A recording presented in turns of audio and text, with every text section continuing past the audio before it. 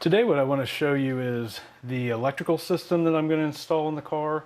And what I mean by that is I'm going to install an electrical system that can run appliances. So in the car I'm going to have a refrigerator cooler, a cooler that actually has a thermostat on it so I can set the exact temperature that I want, that I can keep items in that need to be kept cold. I'm also going to have a toaster oven in order to cook things, and also a hot plate is another way to cook things in pans. And I've also purchased a small Instapot, the smallest one that they make, so I can have a way to cook foods quickly, almost as quickly as a microwave, but with a lot less power usage. And so what I've got today that I'm going to show you first is, this is a breaker. Used for is to protect an electrical system. So if you live in a house or apartment, you've got a breaker box somewhere, and each breaker goes to a wire or series of wires to make sure that electricity doesn't flow through the wires at a level that the wires can't handle, which is called an overload. Because if too much electricity flows through wires that aren't large enough to handle that electricity, they heat up and they can actually cause fires. And so a breaker helps to protect against that, and also protect against things like surges. But in this situation, I'm not too concerned about overloads, because the inverter that I purchased actually has a lot of safeguards in it. It's already got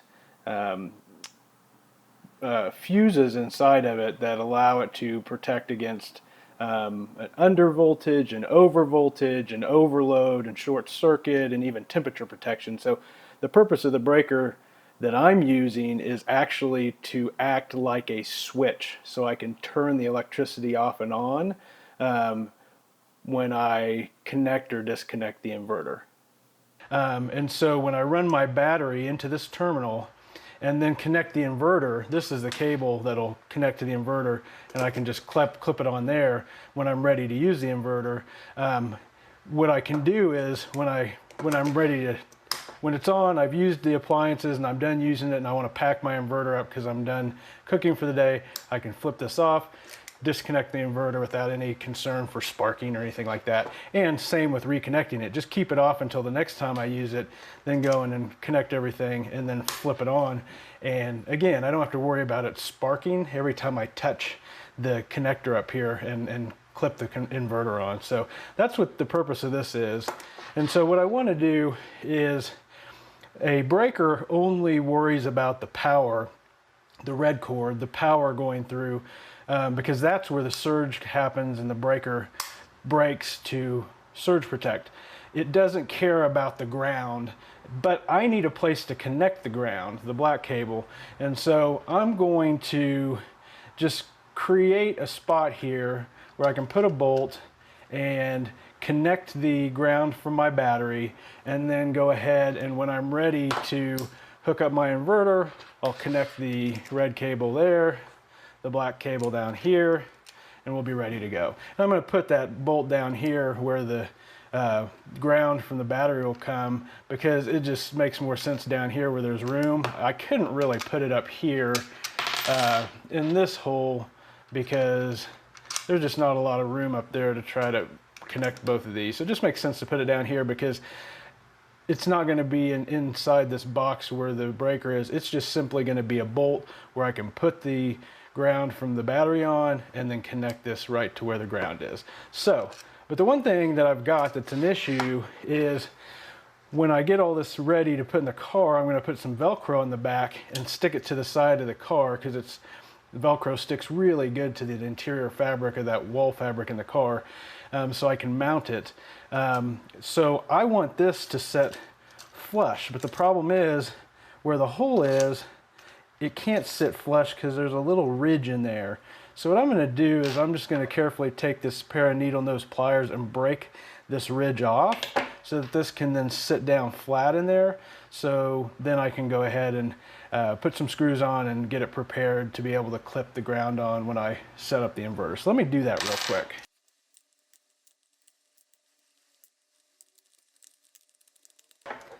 I pretty much got most of it, but I'm just going to take a little sanding block I've got, just kind of sand down that ridge in there a little bit. Okay, I think that's pretty good. Let's see. So now when we take this bolt and slip it in there, it lays below the surface so we can get it to where we can mount this thing flush. And I'm going to take this little screw, little nut, sorry, and tighten it on here to hold this in place.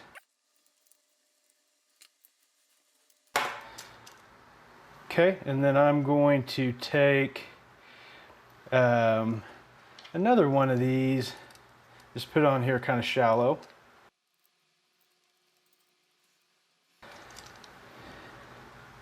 And then use this last one, this last nut to put on the very end. Now, I've got a nice little system that's got a little gap there, so I can just clip that on, clip my power cable on. Now I've got the power and the ground both hooked up, imagining that this is mounted in the car and running down to the battery.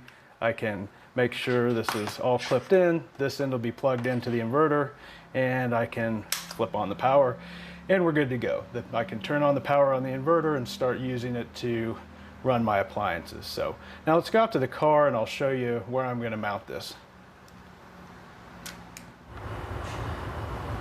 Okay, so now I've connected cables to my battery. So you've just got these terminals here where you can connect in other cables if you've got some auxiliary things that you need to connect, and I've connected the negative cable down there to the negative terminal and the positive cable here to the positive terminal. And so now what I'm going to do is connect these to the breaker.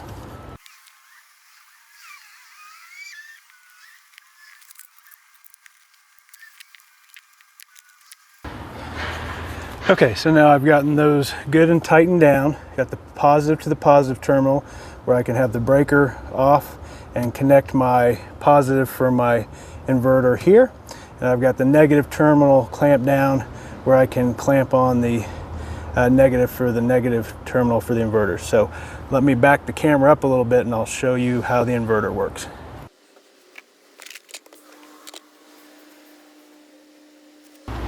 Okay, so here's my inverter. You may have seen it off to the side in some of my previous videos of the back of the car because it's just been sitting back here waiting to be hooked up and used. And so like I mentioned before, we've got these cables, and the reason I bought this inverter specifically is because even though I could wire a hardwire an inverter in here, which is the way a lot of inverters are used, they're hardwired into the battery, kept near the battery, and then things are plugged into them because every inverter's got these outlets to plug in appliances and other things. But for the average person, they're not going to know how to hardwire an inverter in. And so I bought this one so I could show anybody how to use an inverter in their car. Now I'm going to have a whole setup back here where I can connect and disconnect this, but if you lived in your car and you needed an inverter to be able to plug some things into, you could buy this 1,000-watt inverter, which will power quite a few things, and some things I'll show you in future videos. And all you'd have to know how to do is connect these terminals to the back like this.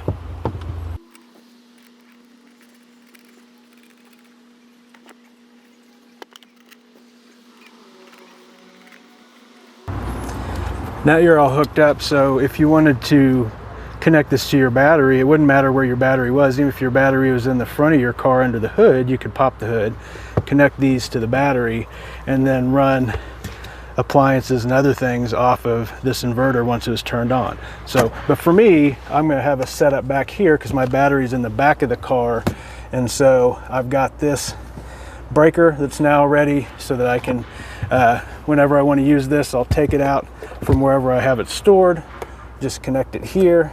I'll actually connect the ground first because that's always good practice, even though our breaker's got the power shut off anyway. Then connect this up here, and then I can turn it on, and then as you'll be able to see here.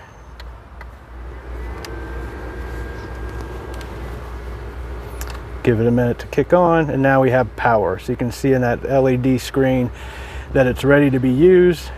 There's no output going through it right now because we don't have anything plugged in, but I will plug something in here in a minute just to kind of show you how it powers items. So now we've got a working inverter for our car to power the appliances that I'm going to put in here so that I can have a way to keep food stored and to cook and prepare food.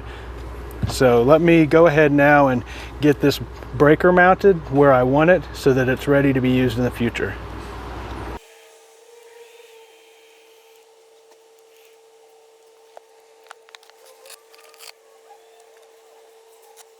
So what I'm going to do to mount this is I'm going to use what most people refer to as Velcro. That's actually a brand name of the first brand that created the technology, but the generic version is just called hook and loop. And so when I post in my description hook and loop, that's what I mean. And this is the hook part of it, that rough part of what people call Velcro. And so what I'm going to do is I'm going to connect that to the back here and allow myself a way to stick this to the soft surface here, which acts like the loop part of the Velcro. And this is a little bit of an incline, so gravity won't be pulling it straight off. If I tried to mount it up here, gravity may eventually pull it down, even though this hook and this Velcro is pretty strong. But I'm going to just trim this off here.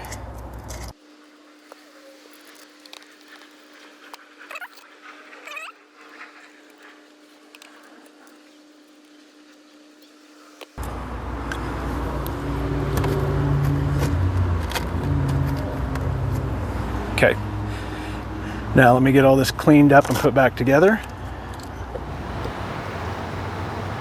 Okay, I'm back. Sorry, I wanted to put everything back together. I had to move my camera and wanted to get everything set up to show you. I've got the inverter plugged in, the breaker's on, the inverter's turned on. The 000 here means that there's no wattage going through it because nothing's running right now. But what I'm going to do is turn on this power strip. And right now I've got this hot plate plugged into the power strip. And so when I turn it on, you see the light comes on.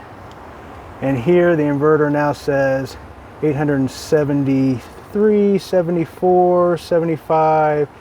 It's going to stop around 875 watts because that's how many watts this takes to heat up. So this is just one quick, simple example of how I'm going to use this power inverter to create electricity in AC form, which is the form of electricity that comes out of your outlets in your house. So I can plug in appliances. I'm going to turn this off so it doesn't get too hot because I'm not cooking anything right now. And so I can use all kinds of things now that I've got AC power and outlets that I couldn't use before because cars run on DC power, direct current power from batteries. And so the only things I could use before are things I could plug into, you know, cigarette lighters or accessory lighters or USB ports in the car. But now I can plug anything that's 1,000 watts or less into this, and I will show you later when I show you my food and cooking setup what all I'm going to plug into here. But that's it for today. Thanks.